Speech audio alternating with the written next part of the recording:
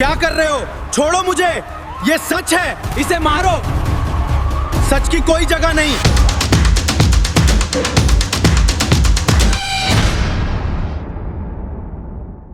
नमस्कार, आप देख रहे हैं द न्यूज़ और मैं हूं आयुष मिश्रा। और आज की ये कहानी सिर्फ एक खबर नहीं है, ये एक चेतावनी है, एक सवाल है और शायद एक डरावनी सच्चाई भी। क्या आज के भारत में सच बोलना, सच लिखना और सच दिखाना एक अपराध बन चुका है? बिहार के गया जिले के शेरघाटी से आई ये घटना आपको झकझोर कर रख देगी। लेकिन इस कहानी को समझने के लिए आपको सिर्फ घटना नहीं, उसके पीछे का सिस्टम, उसकी सच्चाई और उसका दर्द समझना होगा। और इसलिए सबसे पहले सुनिए उस पत्रकार की जुबानी जिसके साथ ये सब हुआ। नवीन जी, आपका बहुत बहुत स्वागत है हमारे चैनल पे। धन्यवाद। क्या हुआ था आखिर? माजरा पूरा क्या था? खबर लिखी थी क्या? कुछ मैटर क्या हुआ था पूरा? दर्शकों को विस्तार से बताएंगे? बिल्कुल बिल्कुल। शेरघाटी में रेलवे का एक काउंटर है जहां से आरक्षित टिकट कटता है जी। आम लोगों के लिए। वह खोला गया था 2008 में शेरघाटी ब्लॉक परिसर में। जी। लोग वहां जाते हैं, टिकट कटवाते हैं, लेकिन हाल के दिनों में वहां दलाल लोगों का कब्जा है काउंटर पर।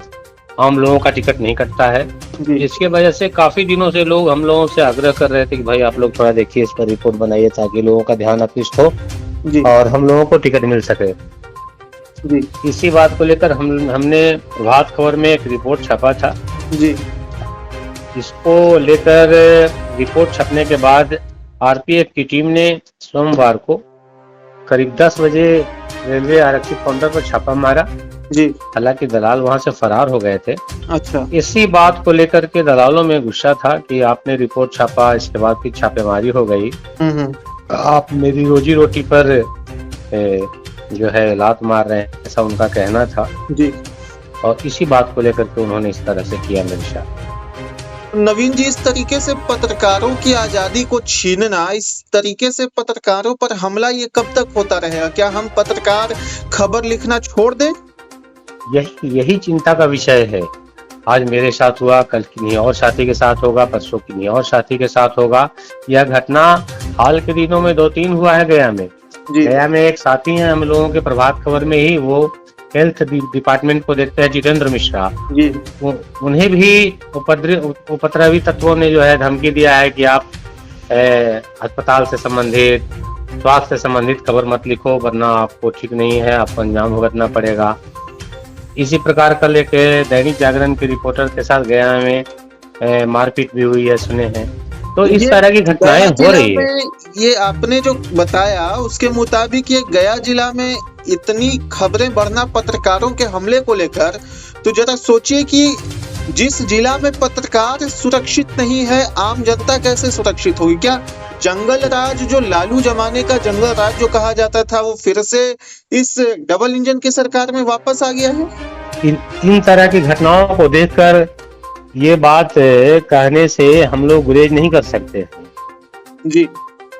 हाँ, इस पर स्थानीय प्रशासन को, संबंधित सरकार को विशेष रूप से ध्यान देना चाहिए, ताकि चौथे स्तंभ कहा जाने वाला पत्रकार अपने आप को सुरक्षित महसूस करे और जनहित के मामले में जो समाचार संकलन है वो कर सके, प्रकाशित कर सके, लोगों को ध्यान आकृष्ट करवा सके और निर्भीकता उसमें रहे जी।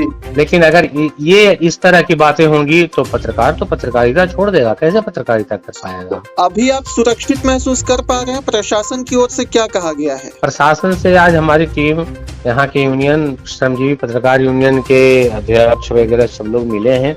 यहाँ के थाना अध्यक्ष ने आश्वस्त किया है जी कि जो लोग हैं उनके विरुद्ध कठोर कार्रवाई की जाएगी जी। हाँ, उन्होंने आश्वस्त किया है हम लोगों को।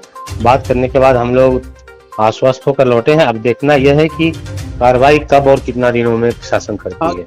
किन लोगों ने आप पर ये इस तरीके का बर्ताव किया है? क्या कुछ आप उनके बारे में जानते हैं? क्या पहचानते हैं उन लोगों को? हाँ, पास के ही गांव के लड़के हैं। एक का नाम है मुन्ना सिंह और एक का नाम है राम सुमेर सिंह। समोद बिघा गांव के रहने वाले। मुन्ना सिंह और राम सुमेर सिंह जी। इनसे पहले भी आपसे वार्तालाप हुई है इन लोगों से? नहीं, कभी कोई वार्तालाप नहीं हुई है, लेकिन ये टिकट के दलाली में पहले भी ये लोग सुनते हैं ऐसा कि जेल जा चुके हैं। अच्छा, यानी ये पुराने अपराधी प्रवृत्ति के लोग हैं। जी। तो चूंकि आप शेरघाटी में रह रहे हैं और शेरघाटी में ही इस तरीके का मामला सामने आया है, तो क्या आप अपने घर पर अभी आप सुरक्षित महसूस कर पा रहे हैं इस घटना के बाद? इस तरह की घटना के बाद हम क्या, पत्रकार जगत के कोई भी साथी अपने आप को सुरक्षित महसूस कैसे कर पाएगा? जी। जी। आगे की आपकी क्या कार्रवाई होगी? हम लोगों ने बिल्कुल न्याय संगत, नियम संगत, कानून विधिवत, कानून के तहत पहले थानेदार से, थानाध्यक्ष जो यहाँ है मोहन कुमार, उनसे बात की है, उन मुकदमा दर्ज करवाया है और कार्रवाई की बात कही है। अगर हम लोगों की बात नहीं सुनी जाएगी तो वरीय अधिकारियों से मिलेंगे, मेमोरेंडम देंगे। अगर वहाँ भी नहीं सुनी जाएगी तो हम लोग गृह मंत्री से मिलेंगे। जी। ये हम लोगों का आज का निर्णय है। बैठक हुआ था हम लोगों का यूनियन का, उसमें निर्णय यही लिया गया है। जी, बहुत बहुत धन्यवाद आपका। धन्यवाद। आपने सुना, ये कोई फिल्मी कहानी नहीं है, ये हकीकत है। एक रेलवे काउंटर जो आम जनता के लिए खोला गया था, लेकिन धीरे धीरे उस पर कब्जा हो गया दलालों का। आम आदमी लाइन में खड़ा है और सिस्टम दलालों के सामने झुका हुआ है। और जब इसकी सच्चाई एक पत्रकार ने उजागर किया तो सिस्टम नहीं बल्कि गुंडागर्दी एक्टिव हो गई। सोचिए, खबर छपती है, आरपीएफ छापा मारती है, दलाल भाग जाते हैं और फिर गुस्सा निकलता है पत्रकार पर। आखिर क्यों? क्योंकि उसने सच दिखा दिया। यानी अब लड़ाई ये नहीं है कि क्या गलत है, लड़ाई ये है कि गलत को छुपाने के लिए कौन कितना नीचे गिर सकता है। गाली गलौज, मारपीट, धमकी, ये शब्द अब आम हो चुके हैं, खासकर उन लोगों के लिए जो सच के साथ खड़े होते हैं। लेकिन सबसे बड़ा सवाल, क्या एक पत्रकार का काम यही है कि वो डर जाए? क्या वो खबर लिखना छोड़ दे या फिर सिस्टम उसे मजबूर कर देगा चुप रहने के लिए? नवीन मिश्रा कहते हैं, आज मेरे साथ हुआ है, कल किसी और के साथ होगा। और यही वो लाइन है जो पूरे सिस्टम की सच्चाई खोल देती है। यही चिंता का विषय है।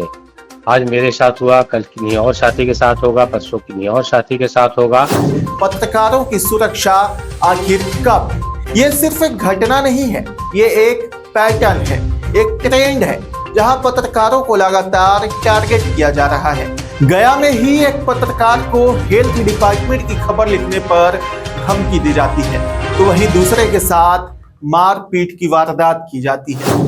देखिए, एक पत्रकार के साथ शेरघाटी में जो हमला किया गया या जो उनको अपमानित किया गया, वो इसलिए हुआ था कि शेरघाटी में जो रेल काउंटर है, उस काउंटर पे लगातार आम लोगों को परेशानियां झेलनी पड़ रही थी। उनको दलालों के चंगुल में फंसकर टिकट लेनी पड़ रही थी।